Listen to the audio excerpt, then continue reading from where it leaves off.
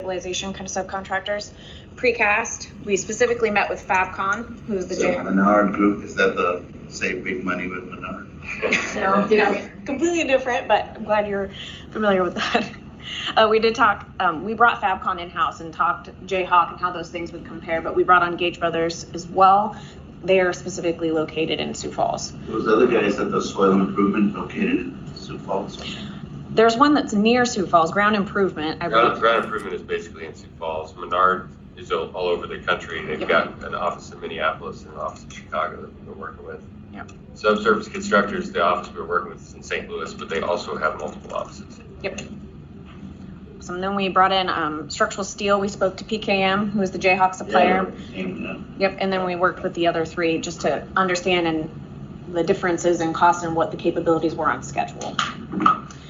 And we've already started talking to R&B, which is the roofing supplier on Jayhawk. So we ended up going through some different analyses to understand what we did on Jayhawk versus what we probably need to look at for the new market conditions and whether what we did for Jayhawk made sense. So we looked at the major building systems, which is your envelope, the skin of the building, the walls. We also looked at the steel framing system. We went through some comparisons and narrowed it down from this list over here. You can see on the left is what we did for the exterior wall analyses. On the right is the structural steel framing and the different ways you can go about those things. From here, once we compared within those two systems, we narrowed it to two options. For our exterior or building envelope, the precast, you can either do load bearing or non-load bearing. Load bearing is what we did for Jayhawk. That essentially means that your roof framing system bears on the exterior wall. Non-load bearing, you still get the benefit of the precast wall. It serves for your lateral stability, but it doesn't carry the roof. A big benefit from doing it that way, which is what we're recommending, is it decouples the steel from the precast wall. You can go ahead and start installing the steel even if precast hasn't arrived. And in our current schedule, precast is the longest lead time. So we don't want to have to wait for the precast to get there to start erecting the steel. Precast on Jayhawk was 18 weeks. 16 to 18? Precast right now is 52. Yeah. Yes. So like I said, that was a big player. It's one of the reasons we brought Fabcon in to know if we went one way or the other, what would we do different? What would that look like? From a precast perspective, there's not a lot that's different, except they don't need it, the load capacity. What's happening is just the materials, or is it labor, or is that? Yes. Yes, it's fast. But primarily, I was going to say primarily steel. No, because that's Fabcon, right? Right. But it's. So that's what I see here. The main point is you're decoupling the steel from the wall. I'm just talking about the 18 to 52 week is that is probably the demand is high. It's demand. Yeah. It's capacity of shops. Yeah. And it's material commodity. All three. Yeah. So demand all three things. Yeah. So that's the difference in the lead time. Yeah. So but go ahead and answer the question that Carol was saying. One of the leading reasons we looked at this was because of the lead times and how it was impacting our schedule, because you cannot install roof steel without the walls there to hold it up. Yeah. Especially on the reduced width of building, you would only get that single center bay that's not dependent on those exterior walls to hold it up. Following me there? Any other questions on the exterior wall component? Okay, so the non-load bearing, okay. And also, you can have a Chris Wiseman change the squaring off the building. Is that, or that's still a problem? So with the non-load bearing, it is more flexible because you aren't depending on it holding up so much. So yes, it is more flexible. I'm sorry, but I didn't ask. What is the difference between load bearing, precast, and non-load? Yeah. Right there. So the biggest difference is. Go ahead and go to this one so that people in the public can see you. Sorry, yes.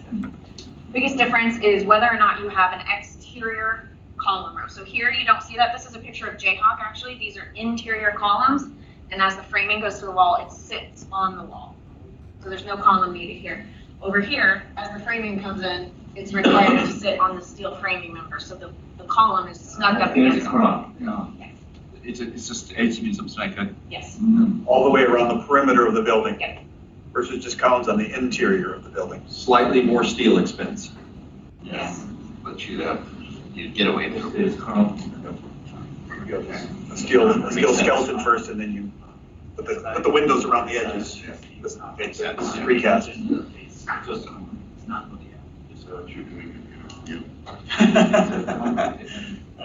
They're doing something, I hope.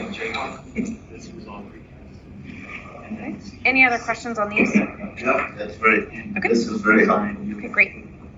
So the next thing we did, very similar comparison, but with the structural steel framing in the building. We looked at how we did it with Jayhawk. The biggest thing that changed in the market is that the joist suppliers, so your Volcrafts of the world, your New Millenniums of the world, those prices went way up and the lead times started dragging out.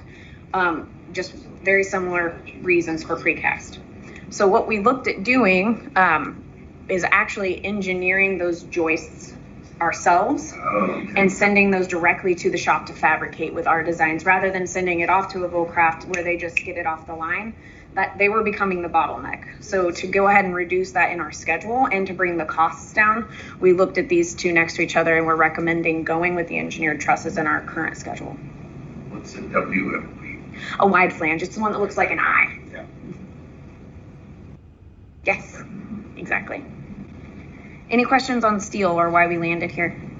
Can you just hold on? I'm reading all of this. Right. Can you talk about why precast on the walls versus IMP or others then? I'll actually, Fritz, I'm going to have you take that one because I know that you dove into those details a bit more than I did. But one of the bigger ones from a structural perspective is the IMP does not hold up any weight and it does not provide lateral stability. So if you do the IMP from a structural perspective, you would have to have girts and then you would have vertical bracing in between all the columns. It looks like a tension. Yes. Fritz, I didn't know if you had anything else to add on that. We said tensions were good. No, that's it. Okay. So you'd have more steel. You would have more steel. You'd have more steel that you're more dependent on steel delivery for. And you would also have more horizontal surface because those girts would be every 7 to 8 feet. Which we try to reduce in every plan. Precisely.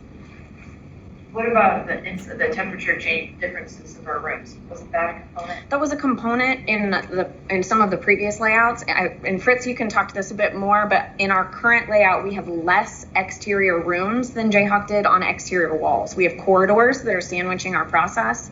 And then the other ones have moved kind of off that exterior wall. So there's less of a need for the precast to provide that R value. So let's assume that all goes well and that at some point in 2023-24, we're looking at that expansion to happen on the next two lines for 25-26. Would you just carry on with the same assumptions around building design into that expansion space for all of this? Yes, you would. So in this configuration, when we've got those columns on the exterior wall, let me see if I can find my layout here. So we don't show them here. There will be columns that go along this north exterior. And when the future phase comes in, those columns on the other side will just be just on the other side of that exterior wall. The footing in this phase would be designed to take that next column. And then you just keep building north. The footing means the foundation. The foundation. The foundation. You would design the foundation to already be ready for that next expansion. For that next expansion. On the edge. And that column would just come in, it would get placed right outside the wall, and you just build north. And you punch a hole right through the Wherever you concrete. need them to wherever you be, need and them. back to Tony's question, the non-load bearing precast is much more flexible for those door openings. Okay. It's a great solution. The team worked really hard to do a lot of comparisons. I know, it's So what this does mean is there is more Burns and Mac engineering than there would have been. This is true. So back to our steel. Okay, so just when we do the comparison later, well, that, yeah, I think maybe not gonna hit it.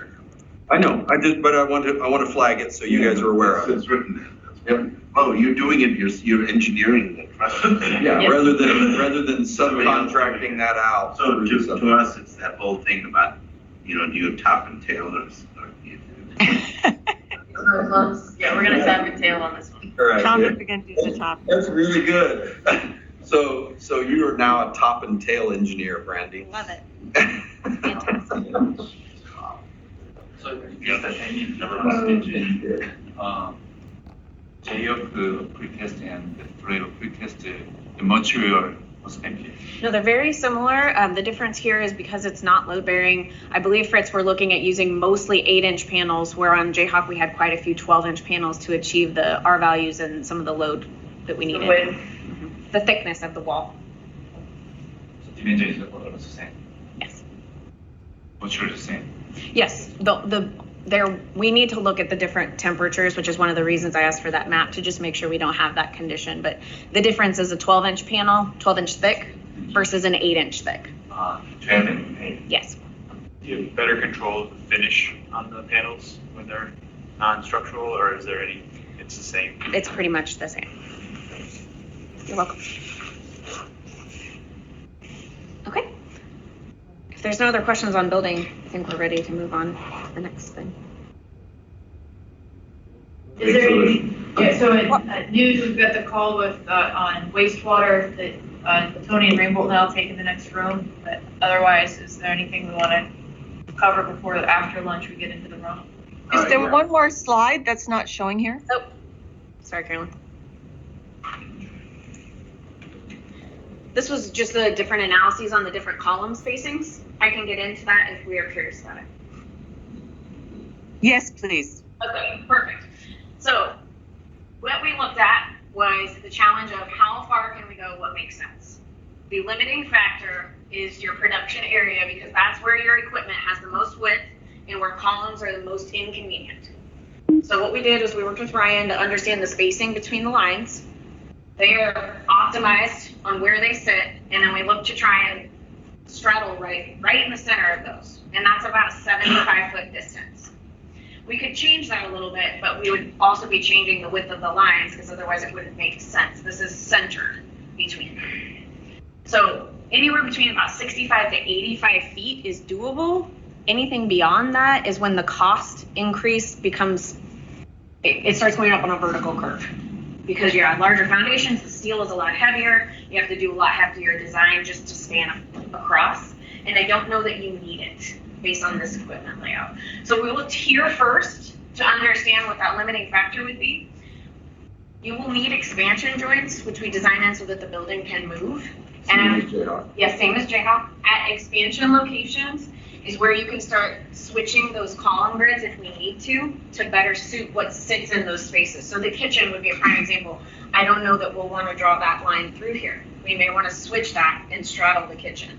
So we need to look at those details, but our limiting factor of 75 started in here in the production line space. Got it. Okay. So one more detail to provide you kind of some of the earlier versions you see versus what you see today. On the entire north side of the plant, you'll see a 15-foot corridor on that north end. I believe we have that drawn at 15 or 20. Did you say that? 15. Yeah. 15-foot corridor. So as we continue to talk about how do we protect against the line growing or things that we don't know yet around packaging, floor, around how will we get materials from east to west, west to east for either waste or maintenance, accessibility, access to from the various warehouses. Also, when we get into when you add line 3 and 4, how do you do that without impacting lines 1 and 2? So having that buffer zone, what I'm going to call quote unquote a buffer zone of that 15 feet is going to serve us multiple purposes, both for lines 1 and 2, but also subsequently when we get to talking about an expansion for 3 and 4. So we've added, you're going to see in the building cost, that corridor of 15 feet times roughly the entire length of the building to serve those multiple purposes. It's good. Yeah. Brandy, Yes, before ma'am. you leave, this is just an excellent piece of work. This is Thank you. just really incredible. I know you've been paying attention and being very diligent about when the process folks and the packaging folks make changes, and it's just seeing it come together here, but also the creativity. I'm really impressed. This is really good work. Thank you. And we do have Fritz on. Fritz has been working really hard with Ryan to make sure we fit all those extra nuances in, and he's already run code analyses and things. So we're feeling pretty good about this layout. So now I want to come to the Comfortable is a good word. Yeah. All right, well, if there's nothing else, I think we're good. Thank you, guys. Thanks. Awesome. Thanks, yeah. Thank you. So just, somebody asked what we had, make sure, show the calculations that we've done in the background before these guys leave. I think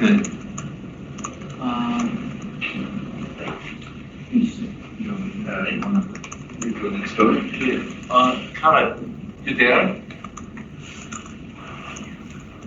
DJ, We what? have, No, meeting one to of go those to, we have a meeting to go to, so we'll do it after that meeting, 12:30. Yeah, sorry. Are they done? They're ready, yeah. So, They're ready? 12, sorry, let's say 12. I forgot. Well, can you guys have the conversation with them and then just report out while we are doing this? You take your time, yeah. I just. Yeah. Should we go next door? Yes. So there is 11.